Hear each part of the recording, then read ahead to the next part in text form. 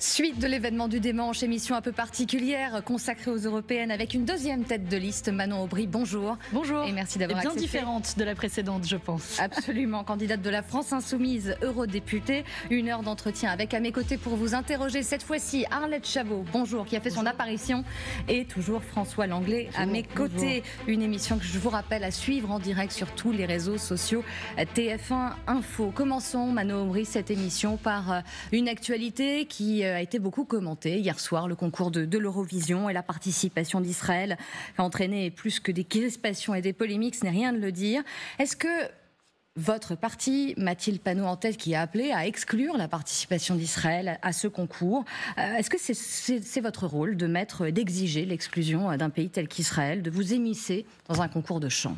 Vous savez, moi j'ai toujours des réserves à assimiler des artistes, des sportifs à leur pays. Mais le fait est que l'Eurovision est un concours entre pays et que ce que l'on défend, c'est ni plus ni moins que la cohérence. En 2022, la Russie a été exclue, à juste titre à mon sens, parce que la Russie avait envahi l'Ukraine en violation du droit international. Israël commet à l'heure actuelle des crimes de guerre, voire des crimes contre l'humanité dans la bande de Gaza. Je pense qu'il en va de la cohérence, sinon il y aurait un deux poids deux mesures qui est insupportable et on ne peut pas utiliser l'Eurovision comme une machine à blanchir des massacres qui sont actuellement commis par Israël. Les deux pays, deux ados. Je ne dis pas que Israël fait la même chose que la Russie, je dis que dans les deux cas, il y a des violations du droit international. Attendez, elles sont constatées par toutes et par tous. Le 7 octobre. Non mais attendez, monsieur Langlais, plus personne ne croit sérieusement que ce qui est en train de commettre Israël dans la bande de Gaza est une réplique du 7 octobre. Je précise ma question. La Russie a été exclue parce qu'elle avait envahi, c'est-à-dire qu'elle avait commis un acte agressif contre un pays souverain. Est-ce que le gouvernement de Benjamin Netanyahou viole le droit international dans la bande de Gaza, monsieur Langlais ? Je vous dis que les situations ne sont pas comparables. La réponse, elle est oui ou elle est non ? De mon point de vue, elle est oui, et elle est du point de vue de l'ensemble des acteurs du droit international. La Cour internationale de justice a enjoint Israël à des mesures conservatoires. Il n'a pas juridiquement tranché sur le terme de génocide. Il a enjoint Israël à des mesures conservatoires. Écoutez, à Gaza, il est mort plus de 35 000 civils. À Gaza, il est mort autant d'enfants en 4 mois que dans l'ensemble des conflits internationaux en 4 ans. À Gaza, des enfants se font amputer sans anesthésie. À Gaza, l'aide humanitaire est en train de ne Israël plus pouvoir rentrer à cause de... Israël et la Ce n'est Russie, pas c'est ce que pareil. j'ai dit. Dans les deux cas, il y a des crimes de guerre qui sont commis.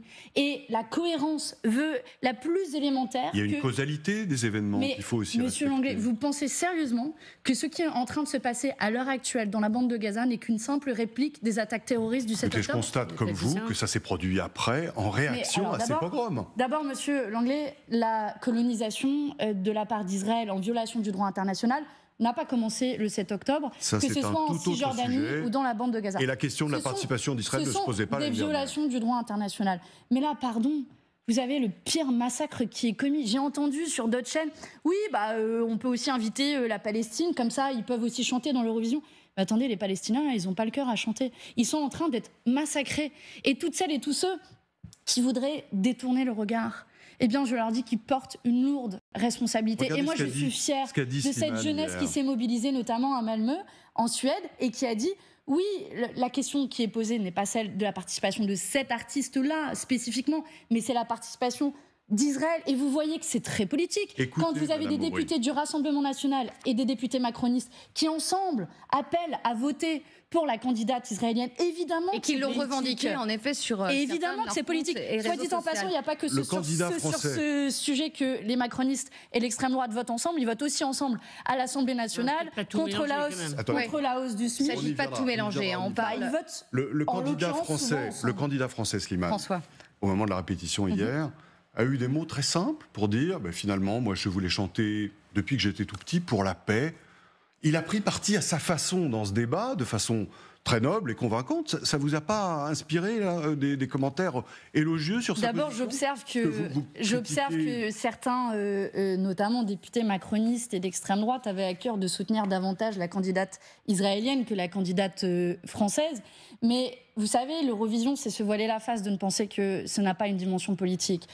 Dans les années 70, vous avez les chanteurs portugais et espagnols qui chantaient contre Franco et Salazar. En 2004, vous avez la Grèce qui a refusé de participer pour protester contre l'invasion de Chypre. Bien sûr que c'est politique. Vous avez la candidate du Royaume-Uni dans les années 2000 qui a obtenu 0 point pour protester contre l'invasion et l'attaque de Tony Blair. Et juste précision, Manon Aubry, on ne peut pas, en tant que Français, voter pour le candidat français. Juste précision. Donc, ces candidats macronistes, vous dites, ont voté pour le candidat israélien. Vous ne pouvez pas voter pour Slimane le français.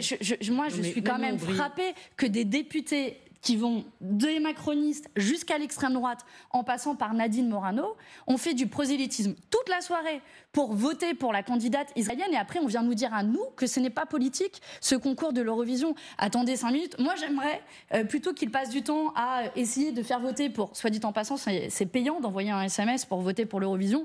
J'aimerais qu'ils incitent bien davantage à aller voter pour les élections européennes le 9 juin.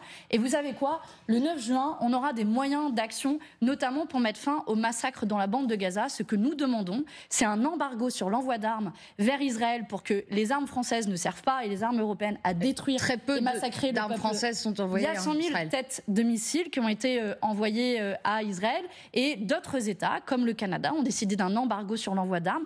Je pense que ce serait l'honneur de la France et de l'Europe, mais aussi de suspendre l'accord d'association entre l'Union européenne et Israël. Voilà ce que nous, en tant que députés européens, nous allons proposer, défendre le 9 juin. Et je dis à toutes celles et tous ceux qui nous écoutent, si vous en avez marre du deux poids, deux mesures, si vous voulez protéger les civils partout dans le monde, alors votez pour celles et ceux, en l'occurrence la France Insoumise, où nous avons été les seuls à tenir ce discours de vérité, mais aussi de cohérence de ce conflit. Et vous avez vous-même soulevé un problème. Vous dites, j'ai toujours eu du mal à associer des sportifs ou des artistes à un pays. Ben justement, la candidate, hier soir, qui chantait, cette jeune femme, vous ne savez pas si elle est, par exemple, très, très en colère contre Netanyahou, si sa famille ou ses amis ne manifestaient pas hier dans les rues encore de Tel Aviv pour dire libérer les otages. Donc, perturber sa prestation, essayer de l'empêcher de chanter, ça veut dire qu'elle est forcément coupable, complice du gouvernement israélien. Ça, c'est franchement insupportable, non ? C'est pas ce que j'ai dit. Ce que je défends, c'est justement un enjeu de cohérence. On peut avoir des réserves à la base. Vous savez, moi, j'ai fait beaucoup de sport quand j'étais jeune. Ouais. J'ai été en sport-études et ça m'a toujours interrogée. Comment régler ça sur les Jeux Olympiques ? La question s'est posée de la même manière, la bannière neutre aux Jeux Olympiques, qui je trouve une manière de trouver une solution, c'est-à-dire de garantir la participation et de ne pas sanctionner la performance sportive, sans pour autant donner une tribune à un État qui est en train de commettre un massacre. Elle chante. Attendez, vous n'aviez pas un petit... Alors, vous avez regardé l'Eurovision hier ? Oui. Eh bien, vous avez vu comme moi, chaque représentant agiter les drapeaux de son pays. C'est un affrontement de nations. Mais personne ne peut l'ignorer, Arlette Chabot. Vous pouvez être patriote, défendre votre pays et être contre la politique du gouvernement. Vous-même, par exemple, pas incompatible. Si vous chantiez, pardon, Madame Brie, si vous étiez... Je chante très mal, donc je vous déconseille de m'envoyer à l'Eurovision. Alors, vous faites du sport, hein, je sais, dans l'eau, etc., water-polo, c'est ça ? C'est ça, tout à fait. Voilà, vous seriez championne de water-polo, on vous dirait... Vous êtes comptable de la politique d'Emmanuel Macron. Non, mais là, on ne parle pas de désaccords politiques. On parle d'un gouvernement qui commet des massacres. Vous ne pouvez pas tout confondre. J'ai évidemment des accords très profonds avec le gouvernement d'Emmanuel Macron. On y reviendra. Mais je n'associe pas Emmanuel Macron aux massacres qui sont commis par le gouvernement d'extrême droite de Benjamin Netanyahou. On ne parle pas de n'importe quelle situation politique. Écoutez, à Gaza, on a un peuple entier qui est en train de se faire décimer et on doit détourner le regard. Voilà à quoi sert l'Eurovision. La mobilisation qu'il y a eu hier et qui d'ailleurs dépasse largement les rangs de la France Insoumise. Il y avait dans la rue des militantes écologistes comme Greta Thunberg, des militants du monde entier qui ont exprimé un choc, si vous voulez, de savoir le peuple gazaoui se faire massacrer et de savoir que le peuple et l'État qui est en train de massacrer le peuple gazaoui a une tribune dans un cadre festif. Oui, c'est choquant et la meilleure raison... Le meilleur moyen de résoudre ce paradoxe, c'est d'avoir de la cohérence. Et puisque ça a été interdit, la Russie a été interdite de participation en 2022, et bien de décider la même chose vis-à-vis d'Israël en 2024. Manon Aubry, on va parler de vos combats contre les traités de libre-échange, la vie chère, mais ça semble passer complètement au second plan. par ce conflit israélo-palestinien. Est-ce que vous n'avez pas un peu l'impression que vos collègues de la France Insoumise, avec cette guerre à Gaza, n'ont pas rendu votre campagne un peu inaudible ? D'abord, le conflit à Gaza, il s'impose à nous toutes et à nous tous, et personne n'a choisi le carnage humanitaire en cours dans la bande de Gaza. Et il ne s'agit pas du tout de le nier. Eh bien, écoutez, moi, je suis fière de défendre la voie de la paix dans ces élections européennes et dans cette campagne. Mais je vais vous poser une question assez simple. Est-ce que vous avez écouté un seul de mes meetings ? J'ai écouté des extraits, mais... Il y a du choix, hein. J'ai été en meeting à Grenoble, où il y avait plus de 1000 personnes. Encore une fois, il ne s'agit pas de dire que vous ne parliez que de ça. Mais le fait est que ça s'impose. Je suis sympa, Marie Chantrey. Il y aura plusieurs sessions de rattrapage. Demain, je serai en meeting à Amiens avec François Ruffin. Samedi prochain, je serai en meeting à Bordeaux. Et vous aurez l'occasion de m'écouter. Et vous verrez et vous constaterez il y a deux campagnes parallèles. C'est vrai que vous dites qu'il y a deux campagnes parallèles. Absolument pas, absolument pas. Je serai en meeting aussi avec Jean-Luc Mélenchon et Rima Hassan dans les semaines qui viennent, si c'est ça qui vous interroge. Mais évidemment, il y a plusieurs sujets dans cette campagne. Et nous avons dit dès le début que non seulement nous porterons de la voix de la paix, mais que nous porterons aussi de la voix de la relocalisation industrielle, agricole, pour éviter d'aller chercher à l'autre bout du monde du lait, des fruits, des légumes, de la viande qu'on sait produire ici. Et vous avez rappelé mon opposition très ferme aux accords de libre-échange. Je préside au Parlement européen le seul groupe qui n'a jamais voté ces accords de libre-échange. Et on y reviendra. Mais sur ce sujet-là, précisément, on a l'impression que parfois c'est un peu plus important que les enjeux européens. Mais écoutez-nous, d'abord, pourquoi c'est important ? Parce que le Parlement européen a des leviers. Et j'en parlais à l'instant, des leviers, notamment pour un embargo sur l'envoi d'armes, la suspension de l'accord d'association entre l'Union européenne et Israël. Ça peut être décidé à l'échelon européen. Mais je mène la bataille avec autant d'ardeur, autant de passion peut-être, sur les questions aussi budgétaires. J'ai lancé l'alerte sur la plus grande crise d'austérité qui s'annonce face à nous et qui va dépouiller nos écoles de professeurs, nos hôpitaux de soignants, qui va augmenter le reste à charge sur les médicaments. Ça, évidemment, mais encore une fois, vous répondez pas. Mais pardon, vous vous êtes confié à nos confrères du Monde.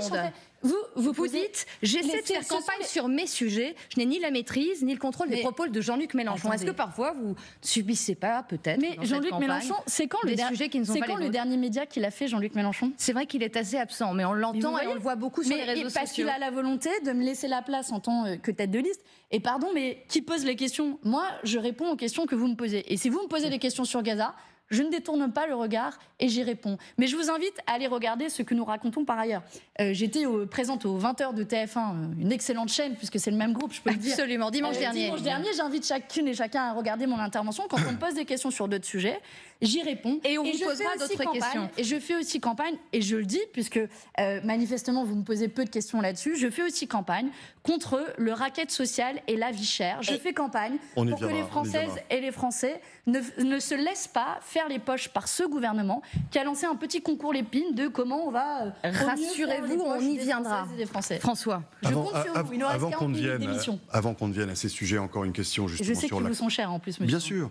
Une question quand même, une question fondamentale sur l'actualité internationale. Gilles Kepel, que vous connaissez, un analyste notamment du monde musulman, disait sur ce plateau, il y a peu, à l'occasion d'un livre qu'il publie, finalement les événements d'Israël, 7 octobre et ses suites, ont eu plus d'impact dans nos sociétés que n'en avait eu le 11 septembre 2001, au moment de l'attentat contre les tours du World Trade Center. Est-ce que vous partagez ce jugement, et si oui, à quoi l'attribuez-vous ? Je ne sais pas si on peut dire qu'il a eu plus d'impact. Là, je vous dis mon sentiment personnel. Bon, il se trouve que le 11 septembre 2001, j'avais 11 ans.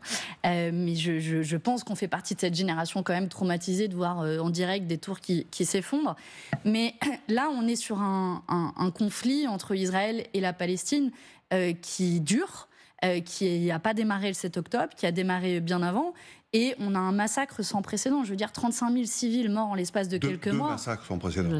Oui, bien sûr, 2 massacres sans précédent. C'est pas pareil, 1 et 2. Non, vous avez tout à fait raison. Et je veux dire, pour moi, une vie vaut une vie et j'essaie de protéger toutes les vies. Et le meilleur moyen, vous savez, de protéger les vies israéliennes comme les vies palestiniennes, c'est de garantir une solution à 2 États. Ce que je n'ai eu de cesse de demander, de proposer depuis des mois. Et je me souviens du président de la République, Emmanuel Macron, qui avait ouvert la porte à la reconnaissance de l'État de Palestine. C'est pas rien si on veut qu'il y ait 2 États qui cohabitent ensemble. Il y a plus de 140 États dans le monde qui reconnaissent l'État de Palestine. Nos voisins européens, l'Espagne, l'Irlande, le propose et propose que ce soit fait de manière concertée au niveau européen. Mais qu'attend la France ?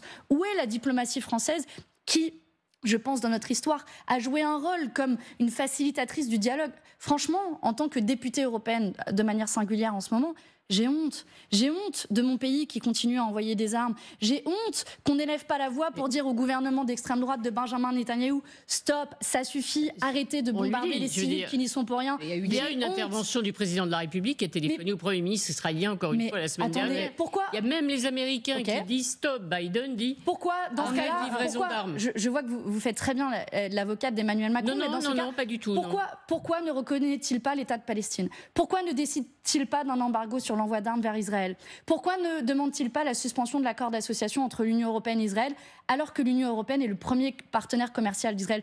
Vous voyez, moi, des mots, là, ça suffit. Il faut des actes. Et vite, parce que chaque heure compte dans la bande de Gaza.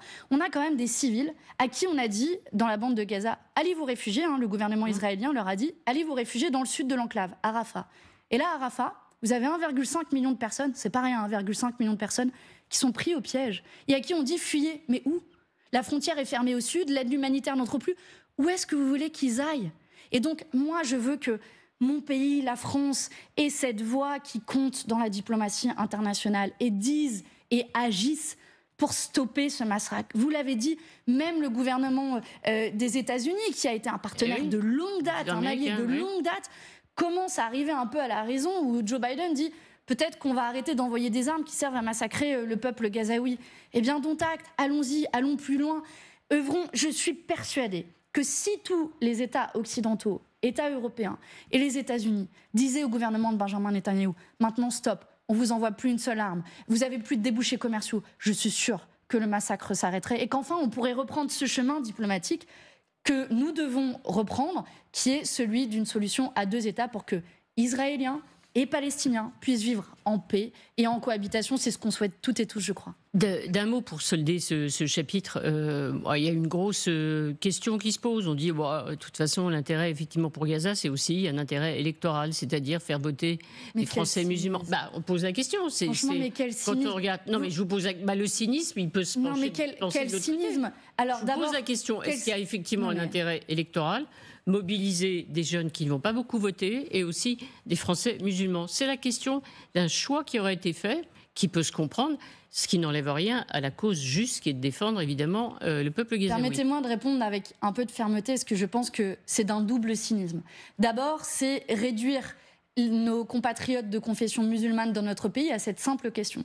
Et permettez-moi de penser que nos compatriotes de confession musulmane, d'abord, ne sont pas les seuls à être choqués par ce qu'il se passe dans la bande de Gaza, premièrement, et deuxièmement, ne sont pas mobilisés uniquement sur cette question s'ils sont amenés à voter pour nous. Peut-être qu'ils sont amenés aussi à voter pour nous parce que nous nous mobilisons contre tous les racistes et les xénophobes comme Marion Maréchal Le Pen que vous aviez sur ce plateau précédemment. Et deuxième raison pour laquelle votre question, et je pense, est d'un cynisme absolu, permettez que nous nous mobilisions juste touchés et avec à cœur de défendre la dignité humaine, notre humanité la plus élémentaire. Parce que peu importe la confession de celles et ceux qui meurent sous les bombes israéliennes, moi je suis pour qu'on puisse sauver l'ensemble des vies dans la bande de Gaza comme partout dans le monde. Pardonnez-moi d'activer tous nos leviers et je continuerai à le faire, peu importe leur religion, je vous le dis.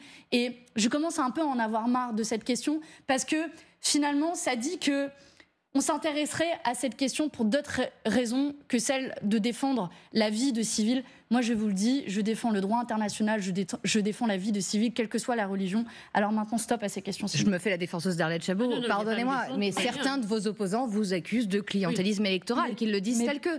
Peut-être que ces personnes-là préfèrent détourner le regard, parce qu'eux-mêmes ont honte de leur comportement et de leur attitude. Honnêtement, la responsabilité de l'ensemble de la classe politique à l'heure actuelle ne devrait pas être d'œuvrer à un cessez-le-feu. Bien, vous voyez, moi j'essaie d'utiliser mon énergie, mon temps de parole pour proposer des solutions politiques. J'en ai fait la démonstration pas plus tard qu'il y a quelques minutes à votre antenne en disant voilà pourquoi je me bats. Et franchement, toutes les autres questions politiciennes, ça ne m'intéresse pas. Moi, ce que je veux, c'est le plus rapidement possible que ce massacre et ce carnage s'arrête. Manon Aubry, un rassemblement national, malgré tout, toujours très très haut, à plus de 30% d'intention de voix. Assumez-vous, comme le fait un certain Léon Desfontaines, candidat communiste à ces européennes, une part de responsabilité. Il le dit, ces paroles de certains électeurs du Rassemblement national, je pense à cette vidéo virale d'une colombe électrice du RN depuis plusieurs années, 6 millions de vues. Ces paroles, dit-il, sonnent le rappel d'un échec collectif qui vous a oublié et méprisé. Est-ce que c'est une partie finalement de votre responsabilité, cette montée du Rassemblement national? Est-ce que vous prenez votre part? Ça vous a pas échappé que nous n'étions pas au pouvoir ces dernières années. Et que je pense les premiers à porter une responsabilité, c'est le gouvernement d'Emmanuel Macron. Justement, vous auriez pu capter les oppositions, pas du tout. Mais vous savez, moi j'ai essayé de faire en sorte de construire une alternative, notamment en proposant une liste commune de la NUPES pour ces élections européennes. Et d'ailleurs, j'ai avec moi ce programme de la NUPES. C'est encore ça que je vais défendre pour ces élections européennes, parce que je pense que c'est la seule alternative au duo entre, d'un côté, les macronistes mais et la NUPES est morte. Non, elle n'est pas morte. Parce en tout cas, vos anciens alliés le disent. Peut-être qu'ils préfèrent se détourner du programme de la NUPES, qui, soit dit en passant, était bien pratique pour se faire élire il y a 2 ans à l'Assemblée nationale. Vous voyez, moi je suis cohérente. J'ai défendu ce programme il y a 2 ans, je le défends encore aujourd'hui. Et permettez-moi de finir sur votre question, parce que oui, elle nous saisit tous. Franchement, notre pays dans lequel l'extrême droite est à 30% dans les intentions de vote, déjà ça doit être un appel à la mobilisation à toutes celles et à tous ceux qui se refusent à ce programme raciste et xénophobe, mais en plus antisocial, parce que pardon, mais Jordan Bardella, c'est le larbin des grands patrons. Quand il s'agit de voter contre la hausse du SMIC... vous appartiennent. Hein. Quand il s'agit... Oui, et je les assume tout à fait. Je l'ai vu faire la danse du ventre au moment de l'audition devant le MEDEF. Et Jordan Bardella, vous savez...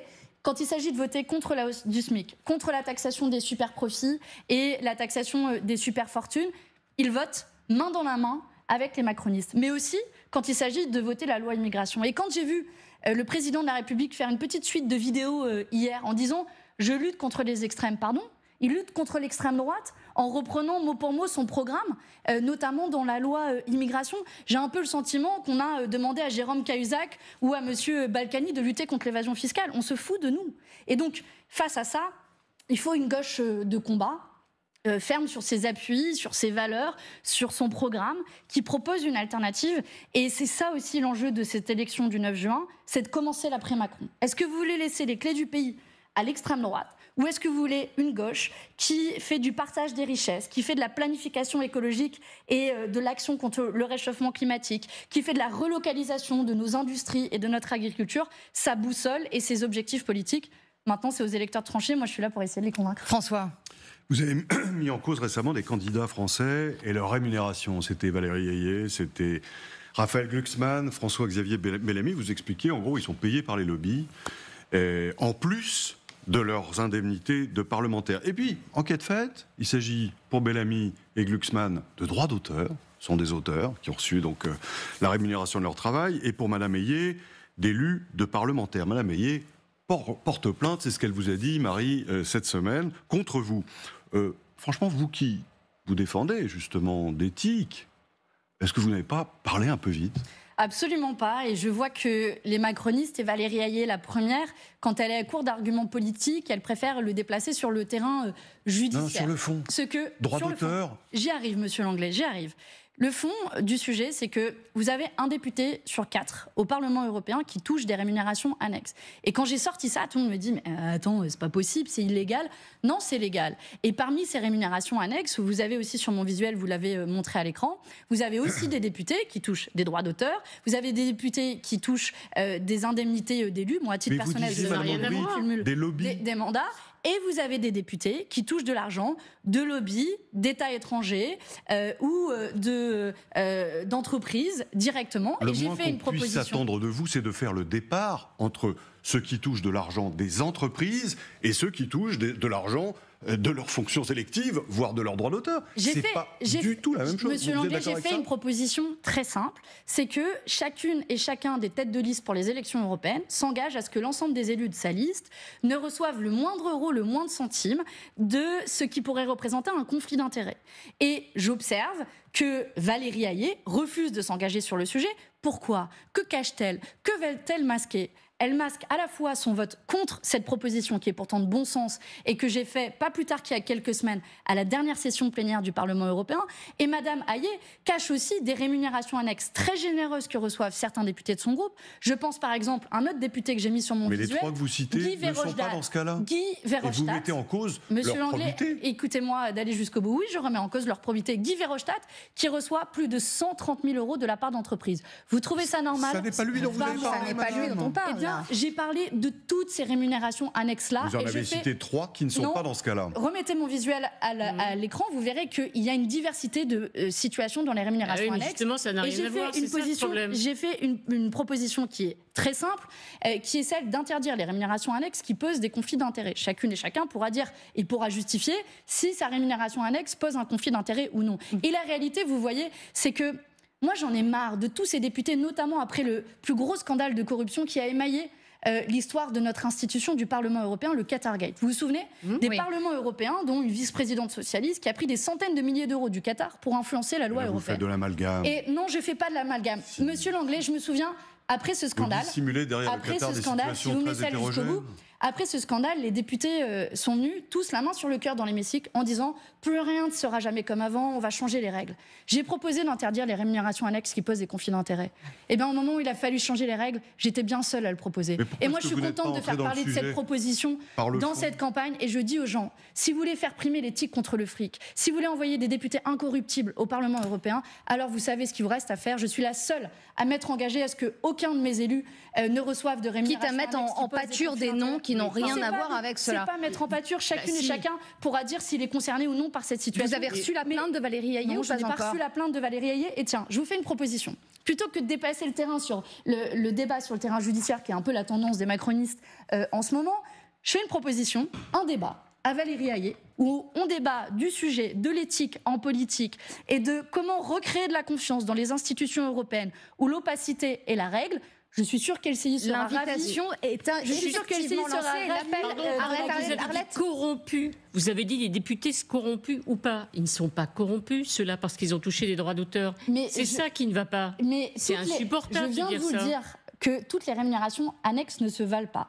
Mais quand vous avez des députés qui reçoivent de l'argent d'entreprises, de lobbies ou d'États étrangers, on peut logiquement se poser la question: à qui rendent-ils des comptes? Est-ce qu'ils rendent des comptes aux citoyens qui les ont élus, ou est-ce qu'ils rendent des comptes aux entreprises qui les payent? Et quand ils, pour certains d'entre eux, reçoivent même plus d'argent de la part des entreprises qui les payent que leurs indemnités d'élus, alors là, la question, elle est vite répondue. Le débat est lancé. C'est la raison pour laquelle je propose cette interdiction. Je regrette que Valérie Hayet ne s'y engage toujours pas, mais l'invitation est lancée pour un débat autour d'un plateau. L'invitation est absolument lancée. On vous retrouve, Manon Aubry, juste après la pause. On parlera de votre programme et de taxer les riches. Ah, enfin. À tout de suite.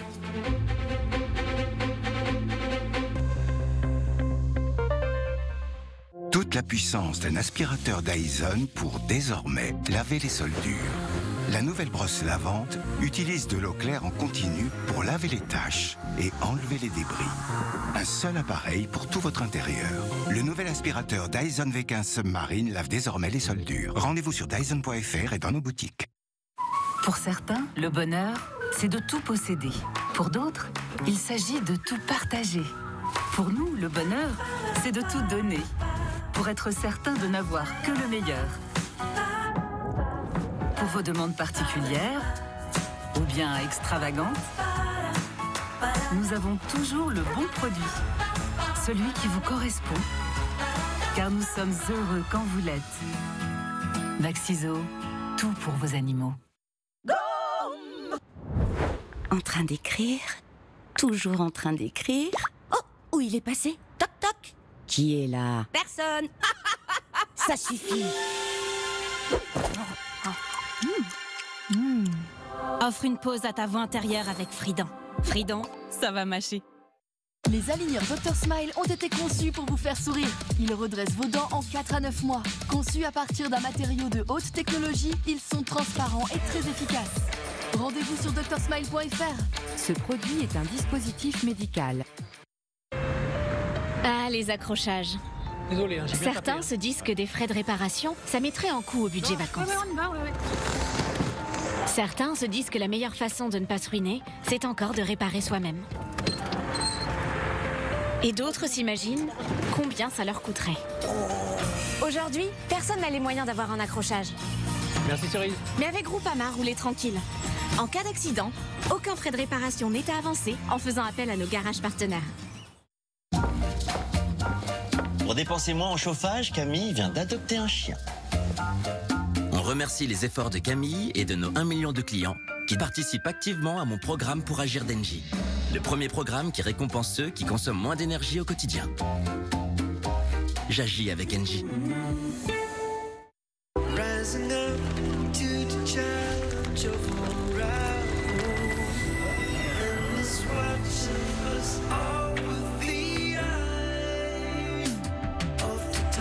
Prendre soin de la vue est notre vocation. Et si c'était la vôtre? Optique 2000, on va se revoir. Ce serait pas la toute nouvelle crédence de votre cuisine d'été, Nicolas? Vous qui n'étiez plus le roi du barbecue, avec cette cuisine extérieure, on dirait bien que ça va changer. En vrai, ça a été quoi le déclic? Découvrez les essentiels, les petits prix qui donnent envie de s'y mettre. Leroy Merlin, on peut tout construire ensemble, même l'avenir. Bah, depuis que j'ai l'appli Mano Pro, je suis détendu. Et moi, quand je suis détendu, Et oui, c'est ça l'effet Mano Pro. Un matériel pro à prix négocié pour ton chantier, avec la livraison 48 heures et les retours gratuits. Tout ce temps gagné, forcément ça. Mano Pro, on bosse pour vous. Chez Rumo, nous travaillons chaque jour avec la méthode Lenta Lavorazione, en consacrant du temps à ce que nous aimons, les pâtes. Pasta Rumo, tenue exceptionnelle à la cuisson. Pour dépenser moins en chauffage, Camille vient d'adopter un chien. On remercie les efforts de Camille et de nos 1 million de clients qui participent activement à mon programme Pour Agir d'Engie. Le premier programme qui récompense ceux qui consomment moins d'énergie au quotidien. J'agis avec Engie. Pour certains, le bonheur, c'est de tout posséder. Pour d'autres, il s'agit de tout partager. Pour nous, le bonheur, c'est de tout donner. Pour être certain de n'avoir que le meilleur. Pour vos demandes particulières, ou bien extravagantes, nous avons toujours le bon produit. Celui qui vous correspond. Car nous sommes heureux quand vous l'êtes. Maxiso, tout pour vos animaux. Nos clients nous le disent, un impact sur 2 fissures en moins de 3 semaines. Alors, quand ma cliente a vu qu'elle avait un impact, elle a tout de suite pris rendez-vous sur carglass.fr. Et son impact était réparé en 30 minutes. Oui, en 30 minutes seulement. Mais ce n'est pas tout. En ce moment, Carglass vous offre 1 an d'abonnement à l'appli Coyote en version premium, avec alerte en temps réel des dangers, du trafic et des limitations. Comme ça, 0 stress sur la route et 0 stress pour vos points. Alors, prenez vite rendez-vous sur carglass.fr et tapez bien .fr. Carglass répare, Carglass remplace.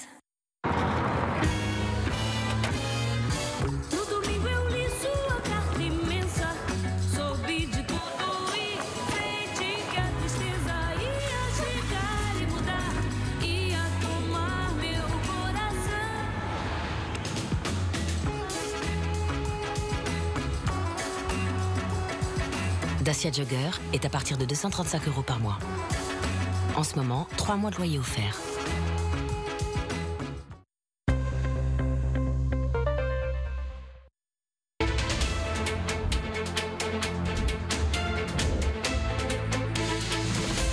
Retour dans l'événement du dimanche, toujours avec Manon Aubry, tête de liste aux élections européennes, la France insoumise.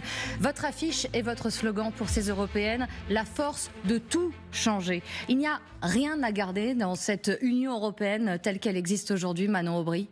Bien sûr qu'il y a des choses à garder et des choses que nous avons gagnées après d'âpres batailles au Parlement européen. Je pense notamment à la directive européenne sur les travailleurs des plateformes, les travailleurs ubérisés, où on a gagné, grâce à ma collègue Laïla Chaibi notamment, une protection sociale, c'est-à-dire une protection quand ils sont en arrêt maladie, une cotisation à la retraite, bref, la protection que n'importe quel salarié dans notre pays a, et c'est une belle victoire. Moi, j'ai bataillé pour une responsabilité des entreprises multinationales quand elles violent les droits humains ou saccagent l'environnement dans leur chaîne de production. Ce sont 2 victoires qu'on a obtenues d'ailleurs contre Emmanuel Macron, qui est la démonstration que même avec quelques députés insoumis, on peut avoir des victoires et qu'il faut en envoyer plus au Parlement européen. Mais pourquoi on veut se donner la force de tout changer? À plusieurs niveaux. D'abord, tout changer des politiques européennes. Je parlais à l'instant des politiques d'austérité. Je lançais l'alerte sur la plus grande cure d'austérité en Europe, qui va se traduire concrètement par moins de professeurs à l'école, moins de soignants à l'hôpital, un reste à charge sur les médicaments qui augmente. Et on voit que le gouvernement, en conséquence, s'est lancé dans une forme de concours Lépine pour faire les poches des Français. Un jour, la réforme de l'assurance chômage, le lendemain, le gel des pensions de retraite, que jamais il s'attaque aux super profiteurs ou aux super fortunes. Donc tout changer, je termine juste sur ce qu'il faut changer et après, promis, je prends votre question. Donc tout changer des politiques d'austérité. Je vous donne juste un deuxième exemple. Tout changer aussi des accords de libre-échange que j'évoquais un peu plus tôt, qui fait qu'on va chercher à l'autre bout du monde des produits, des marchandises qu'on sait qu'on peut produire ici. Et je disais que j'étais la seule présidente de groupe à avoir refusé tous ces accords. Et puis tout changer enfin, parce que ces politiques-là, en Europe, pour bien comprendre comment ça fonctionne, elles sont menées de concert par les sociodémocrates, les socialistes, les libéraux et la droite qui gouvernent. Et donc il faut tout changer de cette cogestion européenne pour tourner la page en Europe, mais aussi en France, pour pouvoir commencer l'après-Macron. François. Oui, vous utilisez un mot intéressant, cogestion. C'est vrai que je lis votre programme, vous parlez de la Banque Centrale Européenne. Et vous lui dites, voilà, il faudrait qu'elle finance la transition écologique, les déficits de l'État, et disons, globalement, qu'elle contribue davantage à l'économie et à la croissance. Le problème, et c'est pas anodin, c'est que justement la BCE, c'est une coopérative, c'est une cogestion. La France ne représente, vous le savez, qu'une quinzaine de % au capital, qu'on fait ça avec 20 autres pays qui ne sont pas du tout d'accord avec vos propositions. Donc on se dit en lisant ce programme, oui, pourquoi pas, mais quelle chance ça a d'être appliqué dans la mesure où ça dépend évidemment d'abord des électeurs français, mais quand bien même ils vous porteraient au pouvoir, il y a 19 pays qui disent « mais attendez, ça, ce sont des fariboles dont nous ne voulons pas ». Le premier problème, monsieur Langlais, de la Banque Centrale Européenne, c'est d'abord qu'il n'y a pas de contrôle démocratique. On est la seule. Vous ne répondez pas à ma question, pardon. Si. Bon, je peux être d'accord avec vous. Dans mon programme, la première proposition, la première ligne sur la Banque Centrale Européenne, il y a plus de 480 propositions sur mon programme et je les connais toutes. Donc 489, et pour être très précise. Et donc je suis ravie, l'unionpopulaire.fr, si vous voulez le retrouver. Et donc la première ligne, j'y arrive, la première ligne. Laissez-moi répondre sur la Banque Centrale Européenne, c'est un sujet intéressant. La première ligne sur la Banque Centrale Européenne, c'est de reprendre un contrôle démocratique. Parce que nous sommes la seule zone démocratique au monde où l'on discute de la politique budgétaire démocratiquement, mais l'on ne discute pas démocratiquement de la politique monétaire. Que vous ne pourrez pas le faire seul. C'est pour ça qu'il faut changer les traités européens et que nous sommes cohérents. Vous ne pourrez pas le faire seul. Nous sommes cohérents et c'est la raison pour laquelle nous avons dit et nous n'avons eu de cesse de proposer un changement des traités européens. Je rappelle que François Hollande lui-même l'avait proposé et a fini par trahir cette promesse. Je rappelle que les Français, en 2005, avaient refusé ce traité constitutionnel européen-là, démocratiquement, et que depuis, on leur a imposé, puisque le traité de Lisbonne, par la suite, est une copie de ce traité-là. Si François Hollande n'y est pas parvenu, c'est précisément parce qu'il y a 27 membres. C'est précisément parce qu'il a baissé les bras. Et c'est bien ce que je reproche à cette... ça engage plusieurs signataires. Et c'est la raison pour laquelle nous proposons d'agir à plusieurs niveaux. Bien sûr qu'à terme, et le plus rapidement possible, il faut changer les traités européens. Mais j'ai conscience, vous avez raison, que ça ne se fera pas du jour au lendemain. Vous ne serez pas suivi par tous. Et que ça ne se fera pas du jour au lendemain. Et donc c'est une des raisons pour lesquelles nous disons, si nous voulons être cohérents avec nos ambitions, notamment en matière climatique, oui, il faudra assumer un rapport de force sur certaines règles européennes. Je vous prends 2 exemples. Le marché de l'énergie qui a fait exploser les factures d'électricité pour les Françaises et les Français, on l'a tous constaté, plus 45% en 2 ans. Eh bien, nous disons que nous ne respecterons pas les règles qui remettront en cause les tarifs réglementés d'électricité pour protéger les factures des Français. Et deuxième exemple, quand la Commission européenne nous demande de mettre en concurrence et donc de vendre une partie de fret SNCF, c'est-à-dire le transport de marchandises sur des trains. Résultat, la France est à la traîne au niveau européen, on n'a que 10% de nos marchandises qui sont transportées sur des trains. C'est pas parce qu'elle a mis en place la concurrence. Si, ça va s'empirer dans les années qui viennent. C'est désastreux, je vous rejoins. Et vous le savez, précisément parce qu'on refuse d'investir dans le fret SNCF. Eh bien, sur ces 2 exemples-là, nous assumons de dire qu'en toute hypothèse, il faut mener ce rapport de force pour faire changer les règles européennes, mais ne pas abandonner notre ambition en matière écologique à l'échelon national. Et c'est d'ailleurs ce que nous avions déjà défini dans le programme de la NUPES comme une marche à suivre. Nous continuons à le suivre aujourd'hui et c'est ce que nous disons aussi dans notre programme comme une méthode d'action au niveau européen. Vous parlez beaucoup d'austérité, côté conjoncture, une Europe à la peine, mais toutes les nouvelles ne sont pas si mauvaises et c'est le chiffre de Langlais tout de suite. Ce chiffre, Madame Aubry, c'est 50 000 500. C'est le nombre d'emplois créés en France au premier trimestre de cette année 2024. Ça fait suite à une longue période de création d'emplois. Si on remonte jusqu'à la fin 2019, on est entre 1,2 million, 1,3 million, dont, pour la première fois depuis longtemps, plus de 100 000 dans l'industrie. Est-ce que, sur ce point-là, au moins, vous ne concédez pas une réussite à l'exécutif ? Il faut voir les choses sur le temps long si vous êtes un économiste aguerri. Et malheureusement, on a eu un certain nombre d'usines qui ont fermé ces derniers mois et ces dernières années. Demain, je serai en déplacement à Amiens avec François Ruffin pour un meeting le soir à Amiens. Mais avant, nous allons rencontrer des ouvriers d'une usine qui s'appelle Metex à Amiens, qui est une usine qui produit de la lysine. C'est pas très connu la lysine, mais ça sert à produire notamment des médicaments comme l'aspégique. On a tous constaté que les pénuries de médicaments ont explosé ces derniers mois et ces dernières années. Pourquoi ?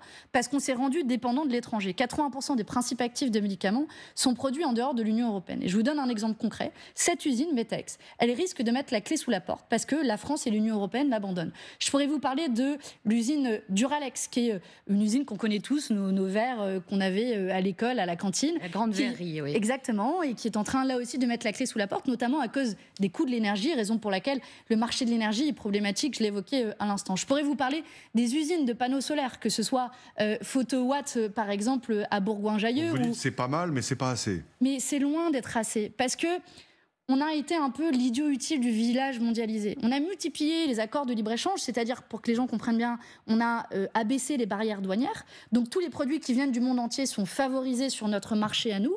Et du coup, on s'est rendu vulnérable, puisqu'on a détruit notre propre industrie, notre propre agriculture. Et c'est la raison pour laquelle, moi, je propose dans cette élection un grand plan de relocalisation industrielle avec des investissements publics. Comme Emmanuel Macron. Non, c'est faux. Qu'a-t-il fait en pratique ? Est-ce qu'il a investi Est-ce qu'il a investi massivement, d'abord pour protéger les usines que j'évoque qui sont en difficulté et qui sont abandonnées par l'État ? On attend toujours la réponse du gouvernement sur l'usine Metex pour ne prendre qu'elle. Et puis, il faut assumer de développer des secteurs stratégiques, par exemple les panneaux solaires dont on a besoin, mais aussi une forme et une dose de protectionnisme. Moi, j'assume de dire qu'il n'y a aucun sens à aller chercher du lait en Nouvelle-Zélande, des panneaux solaires en Chine ou de la viande au Brésil quand on sait le produire de très bonne qualité en France et en Europe. Vous êtes d'accord avec la candidate macroniste, c'est son bouclier commercial européen. Pardon, mais quelle hypocrisie. La candidate macroniste, c'est celle qui a voté tous les accords de libre-échange au Parlement européen, mais sans exception. Que ce soit l'accord de libre-échange avec le Kenya, avec le Chili, avec la Nouvelle-Zélande, pardon, mais au bout d'un moment, les mots, ça suffit. Et si vous voulez une liste qui ne transige pas sur cette question, qui est le seul groupe qui jamais n'a donné une voix aux accords de libre-échange, pardon, mais le seul groupe, c'est le groupe que je préside, c'est le groupe de la gauche. Avec une réponse courte. Donc demain, vous allez être ravis. Le sommet, Choose France. Alors Versailles, ça vous allez dire, c'est pas bien. Mais en revanche, des patrons, 180, qui vont venir investir, ça fait des milliards, des emplois, des usines. En France, vous dites là, pour le coup, c'est bien. Alors, il n'est pas nouveau ce sommet, ça fait plusieurs années qu'il a organisé. Peut-être qu'on pourrait l'appeler Choisir la France, d'ailleurs, plutôt que Choose France. Mais c'est un détail. La question qui nous est posée, c'est quel pilotage stratégique de l'État et comment orienter ses investissements. Et c'est plutôt bien, sur le principe. Moi, je suis pas pour qu'on fasse des cadeaux fiscaux comme ça a été fait à un certain nombre de grandes entreprises sans contrepartie. Je vous donne un autre exemple d'une entreprise que je connais bien qui est Sanofi. Sanofi a reçu des crédits d'impôt recherche de la part du gouvernement sans pour autant pouvoir trouver non seulement davantage de médicaments ou de vaccins, mais en plus ils sont en train de couper dans leurs dépenses de recherche. Donc l'argent public, oui, mais il faut qu'il soit utilisé à bon escient, il faut qu'il soit orienté, piloté par l'État qui choisit les secteurs stratégiques.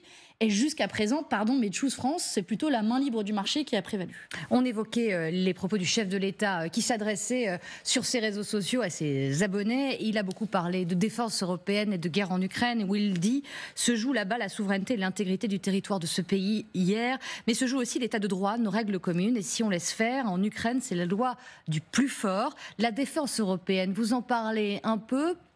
Pas trop non plus, c'est le droit de suite d'Arlette Chabot.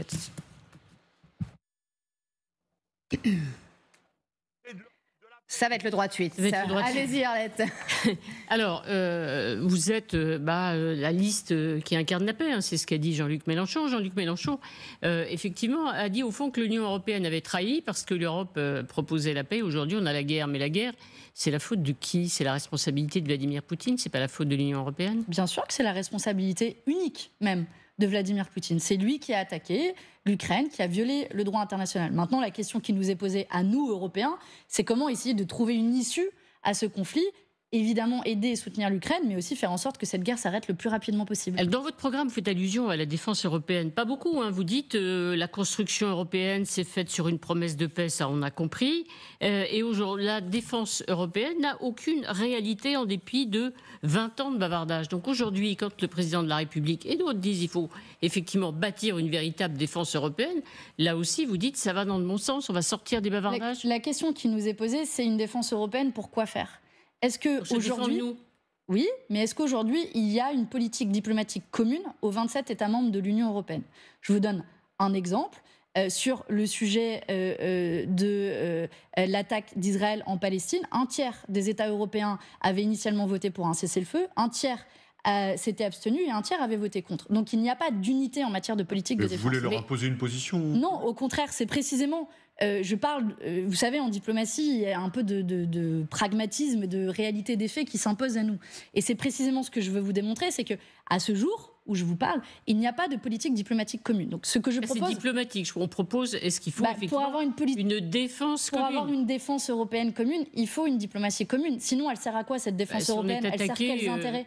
Franchement, attaquer, je veux dire, est-ce que oui ou non? Mais c'est pas en proposant une armée de 1000 hommes au niveau européen qu'on va se défendre, pour être honnête. Mais même 5000, c'est très peu, à côté de la force de l'armée, par exemple, russe, qui a une armée de réserve de 145 millions d'habitants. Moi, ce que je propose, là aussi, je pense que c'est pas un gros mot, c'est d'avancer de manière pragmatique. Ce dont on a besoin, c'est d'abord de coordination et de coopération en matière industrielle. Vous pouvez faire le nom de la tête, mais c'est une proposition que je fais qui, je pense, a du sens. C'est de faire en sorte qu'on arrête d'importer des armes des quatre coins du monde et qu'on soit garant de notre propre souveraineté et que on collabore entre l'ensemble des États européens pour produire l'armement européen. Et de ce point de vue-là, on est encore très, très, très loin du compte. Vous dites banco, donc à Thierry Breton, par exemple, qui propose un fonds à plus de 100 milliards d'euros pour cette défense. Ça dépend exactement pour quoi faire sur ce fonds de défense. Si c'est pour faire en sorte que l'on puisse produire l'armement en Europe dont on a besoin, pourquoi pas ? Mais ça dépend des conditions qu'on y a sorties. Et de l'autre côté, je rappelle que la question qui est posée aussi derrière, c'est notre capacité d'emprunt en commun pour faire la guerre. Moi, je pense que s'il y a un emprunt en commun à faire, dans un premier temps, et la priorité absolue, c'est agir contre les inégalités, c'est agir contre le réchauffement climatique, c'est rembourser le précédent emprunt commun qui a été fait ces dernières années et qui n'a pas de modalité de remboursement à l'heure où je vous parle. Voilà à quoi devrait servir un emprunt en commun. Et surtout, là où j'ai des divergences avec le dernier emprunt en commun qui a été fait au niveau européen, c'est les contreparties qu'on demande aux États membres. On ne peut pas demander en plus des mesures d'austérité budgétaire, donc des réformes des retraites, des coupes dans les budgets publics. Ça, c'est hors de question s'il doit y avoir un emprunt en commun. Est-ce que vous considérez, Manon Aubry, que s'il y a effectivement une percée russe en Ukraine, s'il y a la possibilité d'une victoire russe, ça constitue une menace pour nous, les Européens ? Ce que nous disons depuis le début de cette guerre, c'est qu'évidemment, il faut essayer de soutenir un maximum les Ukrainiens pour que Vladimir Poutine ne gagne pas cette guerre. Mais pour autant, est-ce que c'est une menace pour nous ou pas ? Bien sûr que ça peut être une menace, mais ça fait 2 ans qu'on nous dit qu'il doit marcher sur la Pologne. Fort heureusement, il n'y est pas encore. Donc moi, ce que je souhaite, c'est que l'on mette le plus rapidement possible fin à cette guerre, et pour cela, qu'on ouvre des canaux diplomatiques. Non, c'est l'Ukraine et la Russie qui devront décider de leurs conditions. Notre rôle et notre responsabilité, c'est de mettre les interlocuteurs autour de la table. C'est d'ailleurs ce qu'a proposé l'Allemagne, qui a proposé un sommet pour la paix qui aura lieu le 15 et 16 juin prochain. Monsieur Zelensky a déjà indiqué qu'il voulait y participer. Voilà une initiative. Et voilà une initiative qui a du sens. Maintenant, il faut essayer, en effet, de faire pression sur la Russie. On peut utiliser ceux qui continuent à parler à la Russie, je pense notamment à la Chine. On peut utiliser aussi comme canaux de diplomatie la protection des centrales nucléaires en Ukraine, puisque ce conflit se déroule au milieu de 13 centrales nucléaires. Et comme ça, de proche en proche, si on met une force d'interposition pour protéger les centrales nucléaires, parce qu'on a quand même un risque de Tchernobyl, alors on peut aller à l'étape d'après de protection du territoire ukrainien. Voilà des leviers diplomatiques qu'il faut activer, que je regrette que ni la France ni l'Union européenne n'aient activé jusqu'à présent. François. Est-ce que vous considérez que la menace russe et sur l'Ukraine est existentielle pour l'Europe et pour la France ou pas ? Il y a une menace russe qui est évidente. Après, je pense qu'il faut savoir raison garder. La Russie n'a pas envahi la Pologne et tous les États voisins de l'Ukraine. Et ils n'ont pas marché sur Kiev. Elle a envahi l'Ukraine. Elle a envahi l'Ukraine. Et notre rôle et notre responsabilité, c'est 1, d'essayer de la faire reculer, et 2, d'essayer de mettre fin à cette guerre. Et c'est ce que j'ai essayé de vous proposer en disant qu'il n'y a pas d'issue militaire à cette guerre. Ça veut dire discuter. Mais on fait toujours la paix avec son ennemi, monsieur Langlais. Je ne partage rien. Le problème, c'est le moment. Propose. Et c'est le rapport de force. Mais vous pensez que dans 1 an, dans 2 ans, quand l'armée ukrainienne sera rien, je vous pose la question. Et moi, je pense que le plus tôt est le mieux, parce qu'il y a déjà eu trop de morts dans ce conflit, parce que la moitié des jeunes Ukrainiens ne veulent pas s'enrôler dans cette guerre, et on peut les comprendre, d'aller mourir au front, parce que l'armée russe est une armée de réserve de 145 millions d'habitants, parce que Vladimir Poutine n'a aucune limite, et je pense qu'il faut terminer cette guerre le plus rapidement possible. En lui cédant une partie de l'Ukraine. Non, est-ce que c'est ce que j'ai dit? Non. J'ai dit qu'il faut implicitement. Non, si on arrête aujourd'hui, de fait, c'est ça qui se passe. Je dis qu'il faut ouvrir des canaux diplomatiques et essayer de mettre les différents protagonistes autour de la table. Commençons par cela. Et qu'a fait la France pour essayer de provoquer, précipiter cette situation? Rien. C'est l'Allemagne qui agit à notre place. Emmanuel Macron a essayé pendant des mois de discuter avec Vladimir Poutine. Il y a un moment où il a renoncé parce que c'est Et puis maintenant, il menace d'envoyer des troupes en Ukraine. Franchement, ces propos sur l'envoi de troupes de la France en Ukraine sont inefficaces et irresponsables. Inefficaces parce qu'il a été désavoué par la plupart de nos alliés, à commencer par le gouvernement des États-Unis et le ministre des Affaires étrangères américain, et irresponsable parce que ça fait peser le risque d'un affrontement entre 2 puissances nucléaires. D'un côté, la Russie, de l'autre, la France. Même pendant la guerre froide, on a réussi à éviter ça. Donc, plutôt que jouer l'escalade militaire qui semble être la stratégie d'Emmanuel Macron, je pense qu'il faut travailler une issue diplomatique. D'autres États y sont prêts. Il faut absolument maintenant y mettre tout notre temps et toute notre énergie, précisément pour préserver les intérêts européens que vous avez. Manon Aubry, parce qu'on arrive à la fin de cette émission, parlons du 10 juin prochain, au lendemain de ce scrutin, l'avenir de la gauche, l'avenir de la France insoumise. Vous avez un ancien partenaire, Raphaël Glucksmann, qui est à près de 14% dans les sondages. Est-ce que vous seriez prêt à retravailler avec lui? En tout cas, de leur côté, ça semble plutôt très compliqué. Quel avenir aujourd'hui pour une UPS morte? Je suis sûre que vous m'inviterez le 10 juin prochain pour en reparler et qu'on aura l'occasion, sur la base des résultats, d'en reparler. Mais ce dont je suis sûre, moi, c'est que je continuerai à porter le programme de la NUPES. Je serai peut-être toute seule la dernière avec ce programme en vous disant oui, il y a une alternative qui existe dans le pays. Mais je le fais avec conviction et avec les tripes parce que je suis sûre qu'il y a des millions d'orphelines et d'orphelins de la NUPES, des millions de gens dans le pays qui ne se résignent pas aux inégalités sociales, à la catastrophe écologique et qui se disent bon sang, on ne va pas laisser l'extrême droite caracoler. Vous êtes en désaccord sur l'Europe, sur le Proche-Orient. C'est pas moi qui ai trahi ce programme, Madame Chabot. C'est eux ont trahi. C'est-à-dire, vous n'avez pas parlé, il n'y a pas les situations ils ne s'en revendiquent pas. Aujourd'hui. Ils ne s'en revendiquent pas. Manifestement, c'était assez pratique pour se faire élire il y a 2 ans. Et aujourd'hui, ils tournent le dos à ce programme. Je le regrette, mais moi, je continuerai à vouloir vos électeurs vous tournent le dos aussi. 30% des électeurs de Mélenchon, Jean-Luc Mélenchon, votent aujourd'hui pour Raphaël Glucksmann. C'est à la fin de la foire qu'on compte les bouses, donc on fera le bilan le 9 juin. Mais sur ma liste, j'ai aussi ces orphelines et ces orphelins de la NUPES que j'évoquais, Damien Carême, député écologiste, qui dit bah oui, ce programme de la NUPES, j'y reste fidèle. J'ai sur ma liste Arash Saidi, qui a été le coordinateur de Génération au moment où on a signé l'accord de la NUPES, qui dit oui, il faut continuer à tracer ce chemin. Et puis il y a surtout des millions de gens qui veulent de la clarté, qui ont tiré les leçons des échecs du hollandisme. Franchement, si c'est pour avoir un retour de François Hollande aux manettes, pardon, mais on a soupé, quoi. Si on va réavoir la déchéance de nationalité, le CICE. Mais il est soutenu par François Hollande. Vous avez bien vu. Complètement impossible d'imaginer de retravailler ensemble. Donc ça. Mais moi, je veux travailler. Non, je vous le dis, je veux travailler avec toutes celles et tous ceux qui se retrouvent sur ce programme. Et on a été capable de le faire il y a 2 ans. D'ailleurs, en 2022, Jean-Luc Mélenchon, qui a fait 22%, il aurait pu dire allez, je vous ai tous bien eu, je suis en tête, allez vous faire voir. Non, il a tracé ce chemin qui est un chemin d'espoir. Un résultat qui est aujourd'hui celui-ci. Qui a fait élire 151 députés à l'Assemblée nationale. Et pardon, c'est le meilleur résultat qu'ait fait la gauche depuis quand même un certain nombre d'années. Et je peux vous dire aussi, en tant que députée européenne, qu'il y a bien de mes collègues de gauche qui nous envient d'avoir fait tenir la gauche dans ce pays. Donc oui, il y a une gauche de combat. Quand on a les prix qui explosent dans notre pays, le prix de notre caddie qui explose, quand on a la pire catastrophe climatique face à nous, oui, il faut une gauche qui prend ces sujets à bras-le-corps et on en fait partie. J'espère qu'on sera le plus nombreuses et nombreux.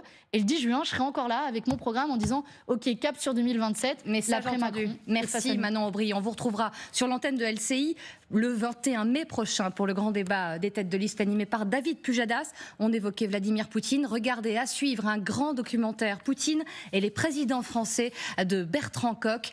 Passez un très bon dimanche et on se retrouve dimanche prochain. À très vite.